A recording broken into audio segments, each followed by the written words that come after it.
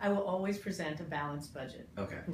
And sign a balanced budget? And sign a balanced budget. You know, we're one of the few states that doesn't have a constitutional amendment, and we've always done it.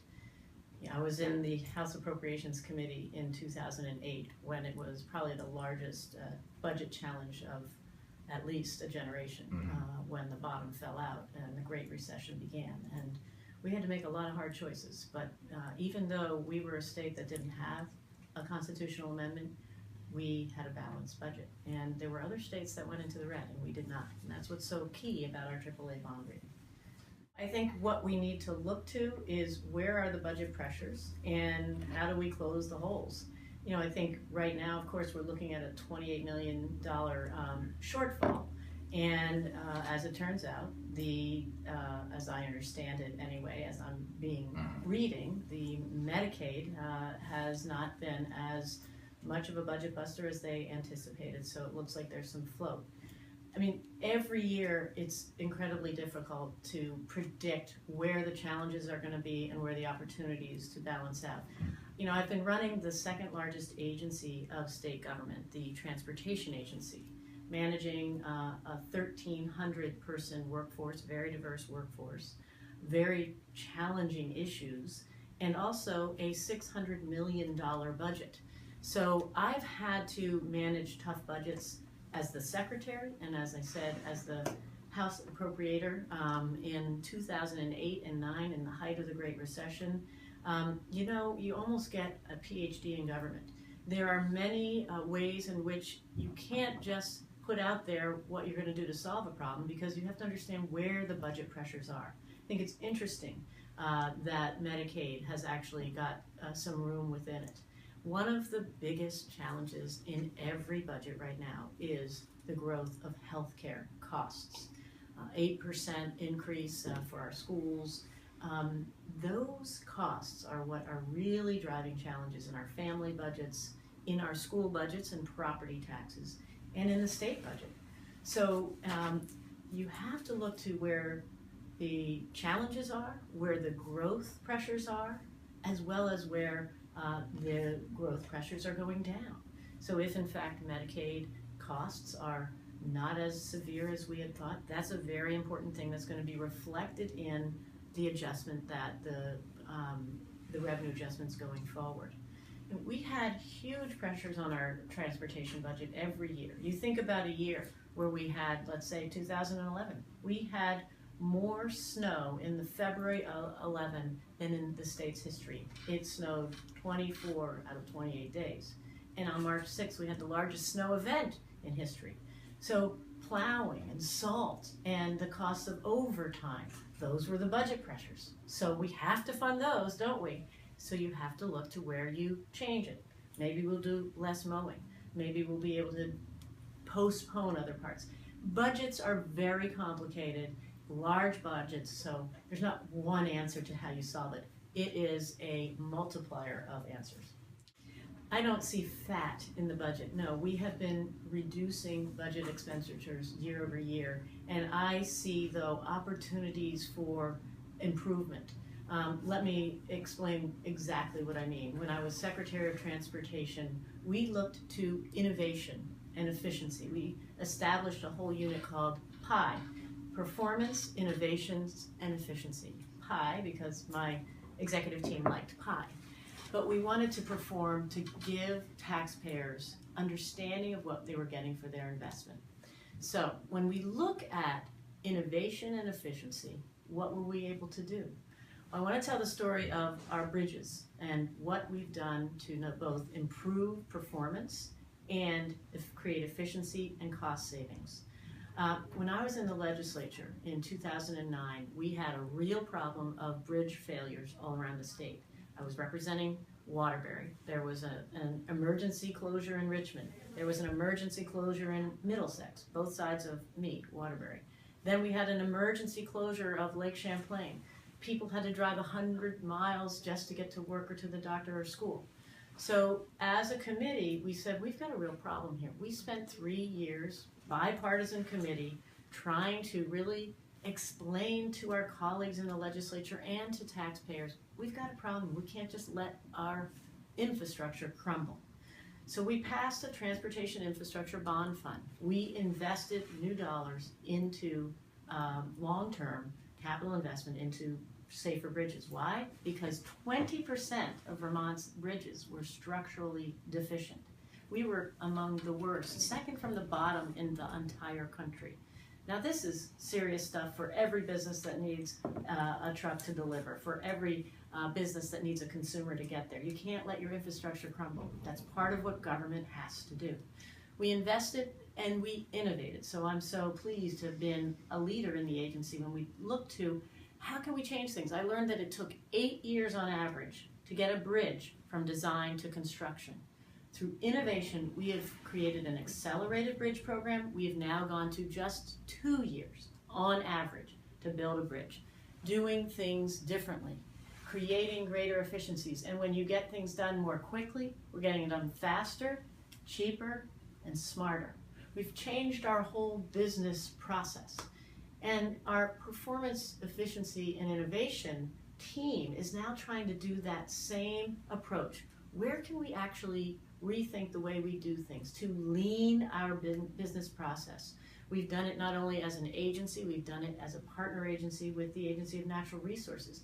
How can we actually get permits more quickly and effectively and efficiently when we work together on changing our business process? That's what government needs. It's not fat. It is a way of doing things because it's the way we've always done things. That's what needs to change. And when you start to actually work with your teams to think differently, and as we are bringing young people into our workforce, because we have an aging workforce and we have to work on succession planning. I know this as the Secretary of Transportation. It's throughout state government. As we bring new people, young people, new ways of doing things, that's where I think we can use the money more effectively. So the TIB is actually related, and the revenue base is an assessment on fuel.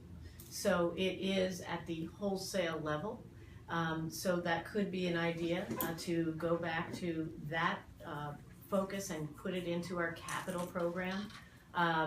You are right that gas taxes at the pump are a declining revenue source, because the good news is we're purchasing less at the pump. Why? Because we have more fuel efficient cars, because people are driving less, and they're in fact using buses and ride sharing more. We have the data to demonstrate that. The challenge is, as you point out, if we continue to rely only on the gas tax in the long term, it is an unsustainable revenue source. It's frankly what has gotten into the challenge of continually trying to raise it to just keep up with not just the increase of problems, but the inflation of the inputs into your transportation, whether it's cement or steel. So we have been really behind the 8 ball. I want to tell you, I worked incredibly hard with a coalition of leaders throughout New England. I was the president of NASTO, the Northeast Association of State Transportation Officials. And we are all of the transportation leaders from Maryland to Maine. We worked as a team to advocate in Congress for increasing and extending the federal transportation reauthorization. It's literally, I worked on that for 6 years, because throughout my tenure at the agency, we had what they call continuing resolutions, just an extension of and every 2 years there would be a crisis. Are we going to have the next round? And Congress was very ineffective at doing this. I will say, right as I was leaving my job as secretary, Congress actually succeeded in taking action. I would say Paul Ryan gave us a real gift for that.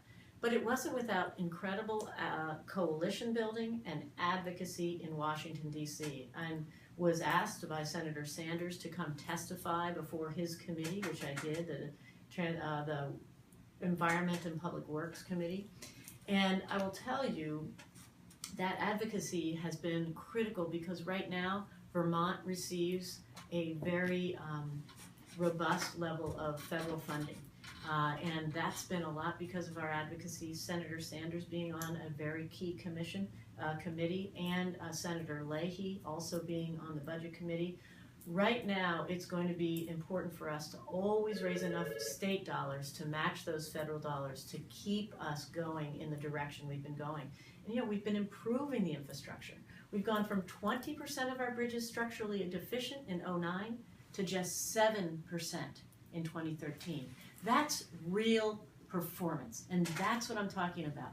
We've also increased the number of people who are taking the bus and the train, actually increasing rates of transit use by twice the national average when we put commuter routes in between Burlington, Waterbury, and Montpelier. We've also begun commuter routes down the western part of the state.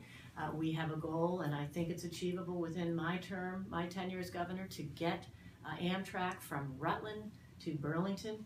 Both of those cities and the businesses and community in those cities are very anxious for that to take place. Another goal is to get Amtrak back to Montreal. We have 4.5 million people in Montreal that love to ride the train who could become business opportunities for us here. So transportation is a very important part of my vision as governor to continue some of the work I started in that leadership. But it's continuing to bring down the number of structurally deficient bridges. It's continuing to not just plow our roads, but be smarter on how we use salt and how that affects our water quality. It's about stormwater management, and that gets to the discussion about how we're going to clean up Lake Champlain. There's a lot to do and a lot that we need to continue to move the ball on, and we can't slow down. Every time we've come up against the possibility of leaving federal money on the table, certainly the legislature understands we never want to leave federal money on the table. And that's why we've successfully matched it every time. And we've seen the results. When you go from almost the worst in the country, 20% of our bridges structurally deficient, and we know after Irene what happens when your bridge closes down, to now just 7%. We have the best record in New England and among the best in the country. That's real progress, and that's safety. We've also made progress on other things that I think are important to Vermonters, and that's highway safety. We had in 2014 the lowest highway fatality rates since before World War II. So as the leader of that agency, we focused on safety of people on the system, safety of the system itself, the roads and bridges, but also safety of our workers and of our drivers. And that's results that I think really matter to real Vermonters. Last thing I'll mention is customer service and Department of Motor Vehicles. We work to really focus all of our work on a customer service model of delivery. That's what I want to do throughout state government, because it changes the way employees think about their work and set themselves for success. At the Department of Motor Vehicles, I'm incredibly proud of the work they did as a team to focus on wait times, driving down wait times. So now, every week as secretary, I would receive reports. What percentage of our visitors got in and out, got their business done in less than 30 minutes? And it was the goal was above 80%, and it's almost always above 90%. So when your whole transaction is about getting customer service, it not only makes the taxpayer and the service person happier, it makes the employee happier. That's what we've been able to accomplish. I want to continue that way of thinking and driving change: efficiency, customer service, delivery, and accountability to taxpayers. What was the time before the 30 minutes? It was all over the map. And it was all over the map depending on where you were. It was simply not set up as efficiently. And if you look at us compared to other states, I mean, I think you can talk anecdotally. People used to say, I better take my day off to go to the DMV. Well, absolutely. And now, of course, we do a lot more online, yeah. And that's helped do it. We've also had some difficult things. We have the Real ID, so some of them have been challenges. We've modernized our facilities. We've organized it to be efficient for the person coming in the door. And generally, I'm told, wow, I just got in and out. I've never had that experience before. For me, the discussion on revenues is all about what are the problems we need to solve. When we worked on the Transportation Infrastructure Bond, the TIB fund, which did include an assessment on the price, we talked about the bridge problem. And we said invest, and we're going to help fix this problem, and we did that. It's about educating Vermonters. Now, with the increase in opiate addiction, with the reality that there are hospitals right now literally building new wings because infants are being born exposed to heroin, these are not problems we can close our eyes to. So for me, anytime I'm going to be talking about revenues, if I have to, it's going to be about what is the problem we're trying to solve. And I think Vermonters understand and want to solve problems, as I do as their leader, but they often don't know what it is and why they're being asked for revenue. So I think that's our biggest problem in accountability to the taxpayer and helping them understand where their money's going to. I want to be a governor who, when you get your tax bill, is explaining where that money's going to and thanking you for investing in the future of the state, thanking you for helping to support more people getting out of homelessness, thanking you for getting more people out of the recidivism, thanking you for getting people off of opiates.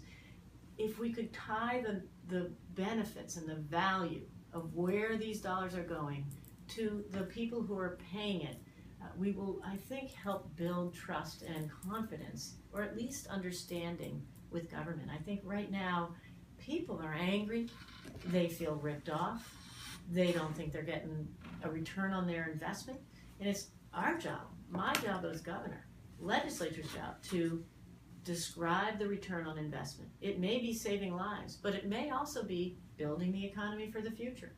I think people don't understand that. I don't think they have any real clue unless they're really observers of this whole, system in the State House.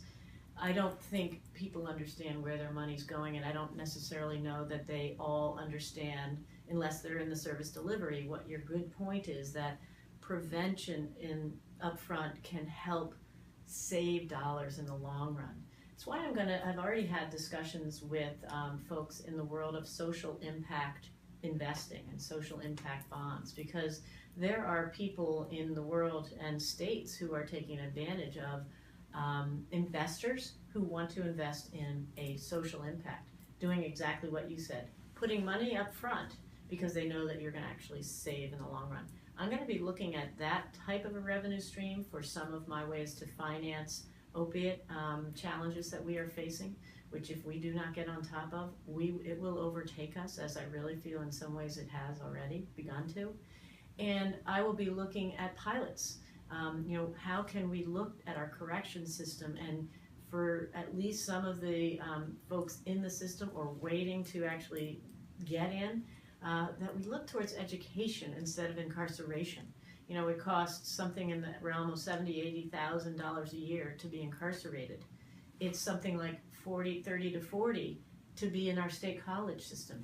Are there people who not only would benefit from, but whose costs we would save in the long run if we change that story around? That's a big idea, but that's the kind of big idea that social investors around the country are looking to states to do. We're a great state because we can model change and demonstrate the savings, just as you're talking about. So talking first about Act 46, I think what Act 46 has tried to do is address the declining enrollment, an issue we have to continue to roll up our sleeves and think differently about. I have supported the goals of Act 46, the goals of quality education, equity, and cost effectiveness.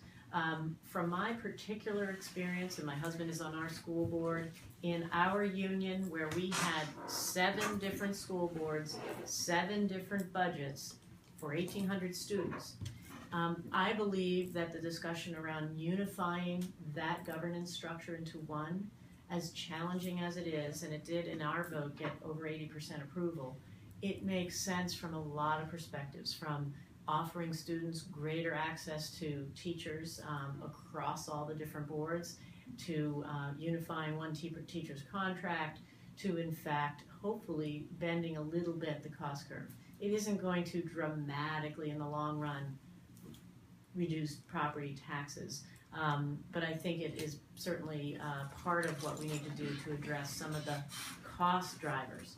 Certainly declining enrollment is a huge cost driver, especially in small communities. But so is healthcare, as I talked about. So if we do nothing about healthcare, we are not going to address these cost pressures. But what I will say is, while it makes sense in a lot of places, there are places that for which this idea of one size of a district and this strict timeline for change is really, I don't think in the long run, beneficial to the state. And I, as governor, will look for flexibility, flexibility with the legislature, flexibility with the State Board of Education. And I will be appointing 4 new members of the board. And it's really at the board level that these discussions about the proposed new districts, I think, will take place. So that's my point about Act 46 specifically.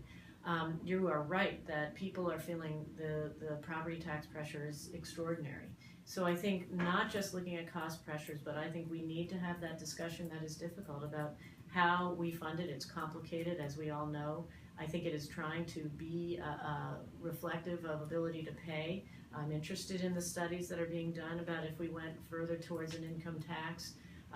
So I will be looking at both the overall governance structure discussion as well as the actual payment system for reform. So again, I've learned a lot as my husband's been on the school board and we've been going through this discussion. And when you start moving to one governance structure, one board. So right now, as an example, our SU has to go to 7 different boards. Every single board meeting, every single month is a whole lot of staff time and work. When you unify to one, that's one.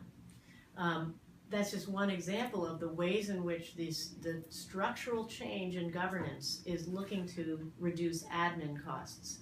I mean, at one point we were told, and I haven't looked into the numbers, and this was back in '08, that if we actually consolidated all these districts, we could save something like $21 million in the ed fund.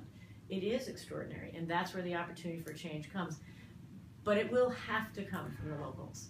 You are not successful at driving too much change from above in the state of Vermont for all kinds of good reasons. And by the way, one of the issues I hear a lot from communities with small schools, of course they're afraid of losing their school altogether, but they're even more afraid of losing their engagement with their school, what's unique about their school. And I know that the small schools in rural areas, many of them have very engaged family members. Certainly that was my access to community involvement, which has led to being a state rep, which has led to where I am today. Not every school, though, has that engaged parenting, and so there are schools that, for whom I think the students are not getting as much as they deserve. There are other schools that don't want to change. What I want to say is I never want to look to closing a school, but what I am looking to, in cases where we have communities where the declining enrollment is so low that the cost per pupil is too expensive, that we think instead about repurposing our schools, reimagining what they could be, perhaps not exclusively educational institutions, but in fact addressing the fuller range of community needs. In rural areas, maybe we could go to an early childhood education program through 3rd grade and then use the rest of the building and not on the property tax for senior health services, senior meals, mental health services, oral health services. All of these issues of preventive health care and well-being that are still needed in our rural areas, perhaps in some cases more than ever, because there are a lot of seniors aging alone without access to nutrition, oral health, and have social needs. So I think as we look to the future, we have to think differently, even about the way we use our schools, which are our community assets, but we don't want them to be shuttered. I would say the unifying issue is the economy, and it's challenging, and that, too many Vermonters really are struggling just to make ends meet. And, women in this state who work, 43% of women who work full-time are still not able to meet their basic needs. So it's about, for me, economic security and economic opportunity. When I go to a community, I try to reach out, and we were just talking to teachers, social workers, healthcare providers, businesses, town officials. So I hear a big range, but what I think, and the enforcement community, I've met with a lot of police chiefs, I've met with state's attorneys, people in that child welfare system. I feel the issue of the economy and the challenges of growing poverty and growing challenges of substance abuse, domestic violence, all of those that are really, when I talk to our teachers, especially those who are retiring from teaching in the elementary school, I ask them, has it changed a lot? And it's changed dramatically, because now you have so many people coming in from challenging family situations. You know, our teachers are now trained in trauma. It is a huge concern of mine, and that's why I'm happy to talk about my economic development strategy. I'm gonna get to that next. Okay, so that's why I'm determined to focus on opportunity, economic opportunity for the next generation, and educational opportunity. Early childhood education, a system of early childhood education, because with the predominance of single-headed households, female-headed households, and the challenges of poverty, the multiplier effect of that, we now have 40% of our children in Vermont, over 40%, coming to kindergarten unready to learn. And let's know, when you come in from behind, it's very hard to catch up. And at the other end of that, we do not have enough Vermonters continuing their education beyond high school. And that's why I am really dedicated to the mission of getting more Vermont kids to go beyond high school, and why I've announced my Vermont Promise program. 2 years tuition free at the Community College of Vermont or Vermont Technical College. That is part of not only an education and a higher ed focus, and but it also of a workforce development focus. But just for a moment on Vermont Promise, and it's not just an idea, it's a program that is already in place in 5 states, and I've had a lot of correspondence and discussion with Tennessee Promise, the first state to take it on. And what I know from learning from those discussions is that it's a win-win-win. It's he says, education equals workforce equals economic opportunity, and it means economic development. Because when I'm going around, it doesn't matter where I am in the state or what sector of the economy, every business that would love to grow can't find qualified workers.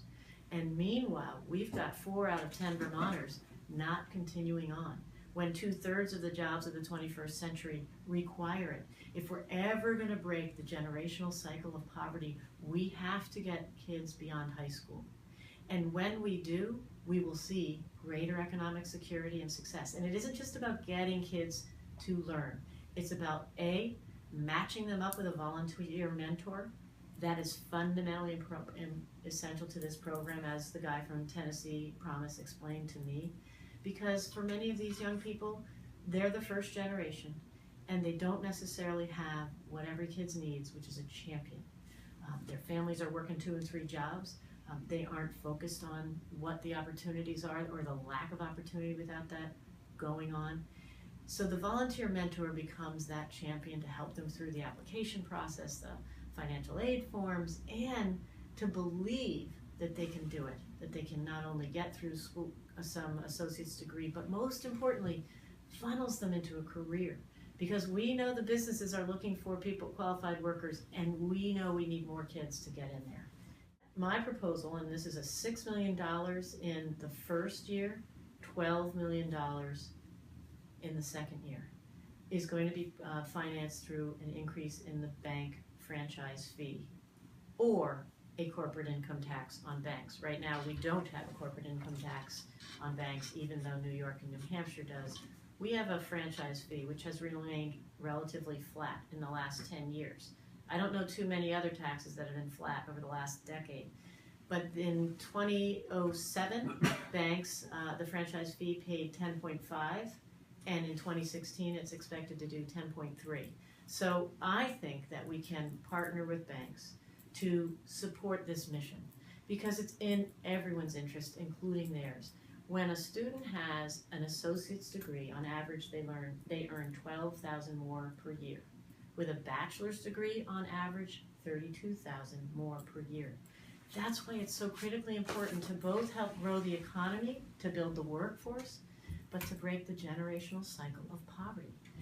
That which we all are paying for with our taxes to keep people afloat. I say we're working to change the system. We're working to restructure the governance model to make it more cost effective. That's one of the cost pressures. I'm working to reduce cost pressures from our healthcare system. But that I hear you.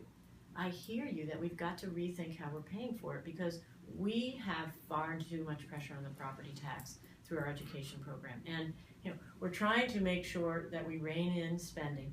Meanwhile, schools are being asked to do more and more with the effects of poverty that are frankly in the laps of our school. And we are trying to make sure that we aren't overspending on admin or on a governance model that's simply unaffordable. So there are many factors that weigh in, and I hear you, and we're going to try to work on every one of them. We're not going to sit still and ignore the problem. I think the economy needs to grow. And I have seen real success in strategies to help create economic stimulus in our downtowns and villages, and that's what my Invest Vermont program is all about. My economic development strategy is around two key programs: Invest Vermont and Innovate Vermont. Invest Vermont really builds upon the downtown program. I've been a part of it for 10 years. But when I was Secretary of Transportation, we put a significant strategic infrastructure investment into downtown Barrie. You might have been to Barrie 6 years ago. It was a community struggling. Lots of empty storefronts and lots of people without a lot to do on the street. Go to Barrie now. We put $19 million into water, wastewater, sewer, stormwater, a new pedestrian-oriented main street.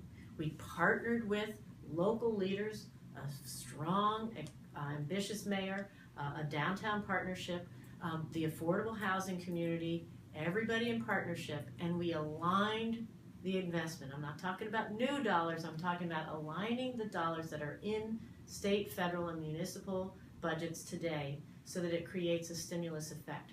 $19 million 6 years ago from public investment has leveraged over $45 million of private investment into Barrie.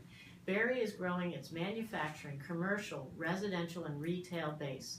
I was talking to the mayor last week. He has seen in the last couple of years 13% increase in sales and rooms and meals. The statewide average is 3%. So I have seen it. I've been a part of seeing what an economic stimulus can do to a regional center. So I think we need to do this, and in my first year I'm going to choose 3 communities that are ready for this kind of stimulus. Ready because they really need it in terms of the economics, but ready because they actually have leadership and a vision and a plan to get there. That's an important combination. I have my mind of who needs it, but I want that community to prove to us that they're ready. Then I will pull the cabinet together to look strategically about where the dollars can flow collectively and strategically. So that's Invest Vermont.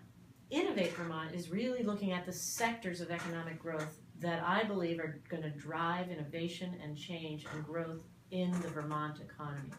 Number 1, advanced manufacturing. Number 2, high tech. And the third is really 2 things, but I group them under the green economy. Efficiency and renewable energy economy, and the farm, food, and forest economy. Those are 4 key sectors of growth, and I am going to have, in my first 90 days, task forces of leaders. Because what's so interesting about this job is I go all over the state and I talk to different people, and they're working on the same stuff, and they're in opposite corners of the state, and they aren't necessarily pulling their good ideas together, and that's what I do well. I bring people together and I get things done. I'm very goal-driven, I'm task-oriented. That's how we got through Irene. We had very specific goals that we measured ourselves with every single day. That's how we got from 20% of the bridges structurally deficient to 7. We had a goal, a target, and we measured it. That's the ideas that I want to have from those leaders of those sectors. What do we need to do to achieve certain goals? I also want to mention another plan that I think is very important to our future economy, and also especially for young people. And that's my outdoor recreation and outdoor industry plan. I am an outdoors person. I'm an athlete. I see, not only in Vermont, but when I travel to other states, what an outdoor industry can do to a state and what the recreational opportunities and assets we have in Vermont that we don't promote enough. I'm looking to new stuff like mountain biking. I mean, we've got really great mountain biking centers here in Vermont that I actually want to network as a trail, but also promote. I want to have in my governor's office a liaison to the outdoor industry. That's what's happening in places like Montana and Utah and Washington, and they're getting those tourists that we should be getting.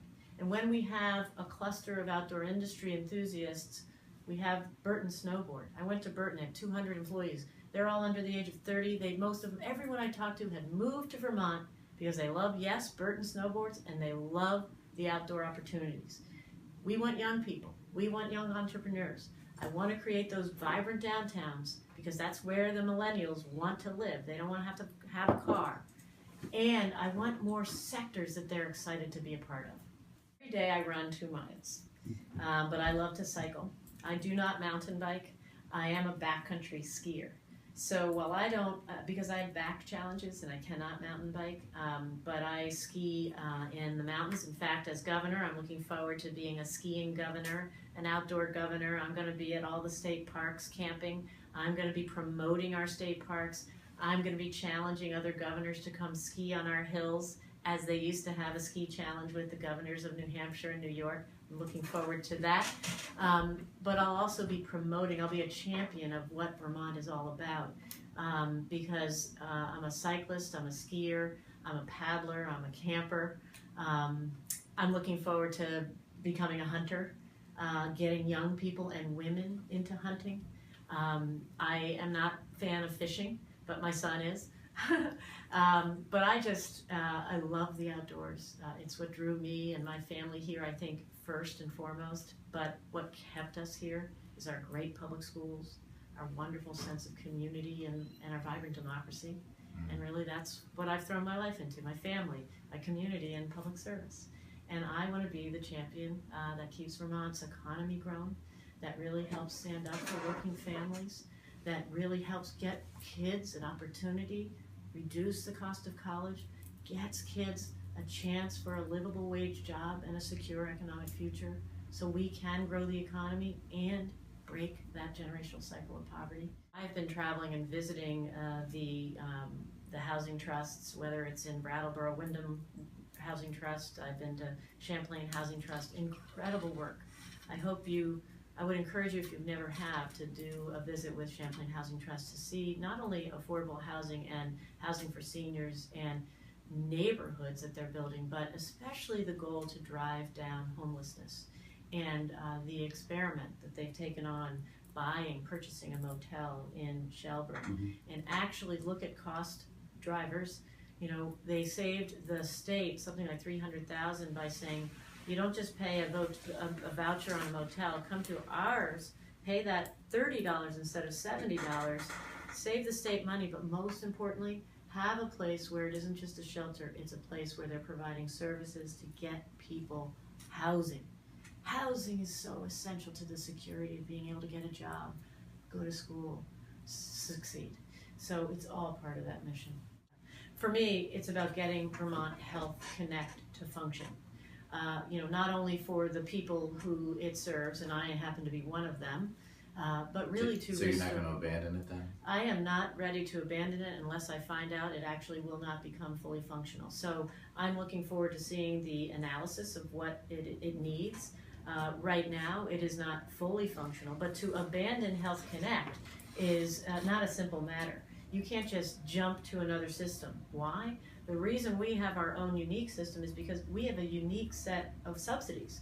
Our subsidies aren't the same as the national subsidies. It's why we have now achieved 96% of Vermonters actually are insured. So when we talk about access, we've come a long way.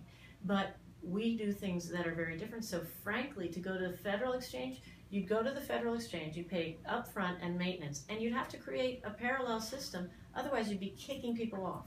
I'm not looking to kick people off their insurance. The three priorities for me are creating greater economic opportunity, so my economic development strategy.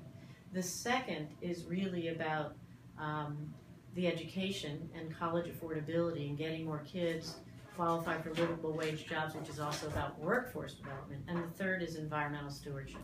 Okay. Environmental stewardship, I think a lot about clean water. Lake Champlain is a huge issue for me. It is for our state, obviously it is for this county.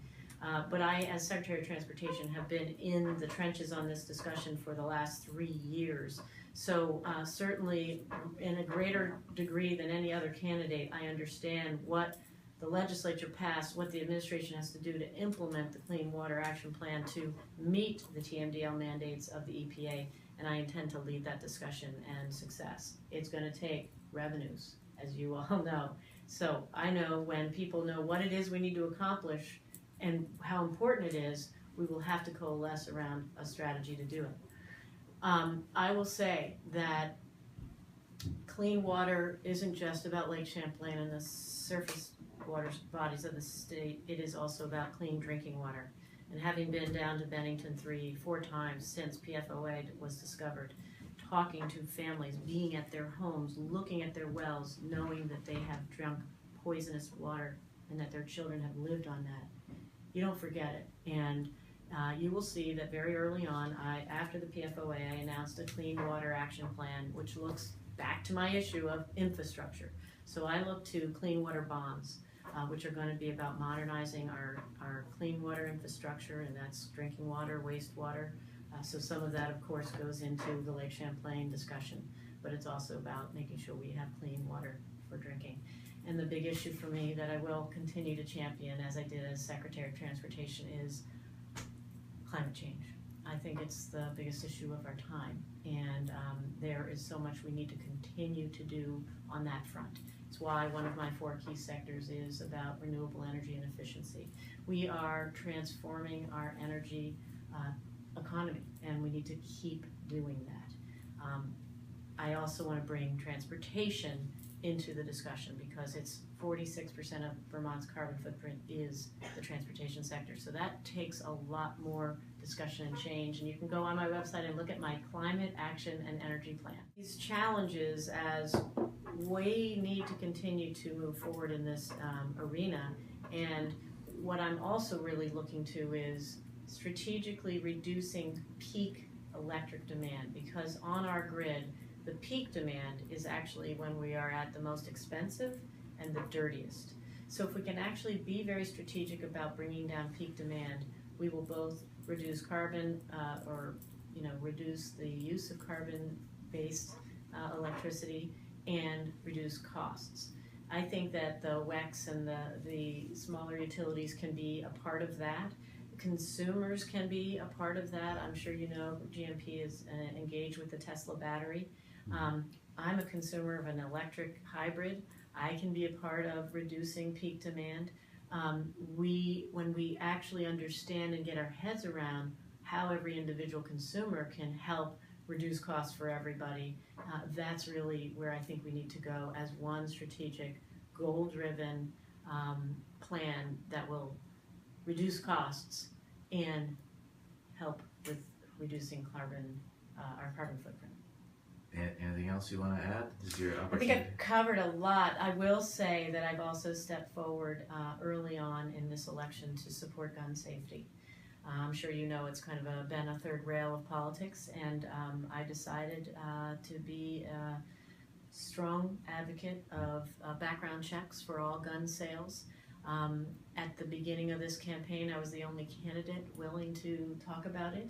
At that time, all of the others said our gun laws were fine. I know both of my Democratic opponents, who were both previously NRA-endorsed candidates and have A+ ratings from the NRA, have now come to support gun safety, and I think that is great. And I think it's a difficult issue in our state, but it's an issue that's time has come, and I look forward to leading that conversation as governor. What about assault weapons? I am absolutely in favor if the legislature can come to an agreement on how you define it. I will support it. Right now, I will be focused, very focused on the background checks. I know that we do have a problem of guns here in Vermont, and it's really what's happening behind closed doors. It's the issue of domestic violence. We have a very high rate of domestic violence in Vermont. 2013, we had the 8th highest rate of domestic violence in the country. And, you know, this is an issue that's usually in the shadows. It isn't discussed. And I am talking about it because with background checks in states that have background checks on all gun sales, 46% fewer women are shot to death by their intimate partners. So I think we can save lives, and I'm going to stand up for that.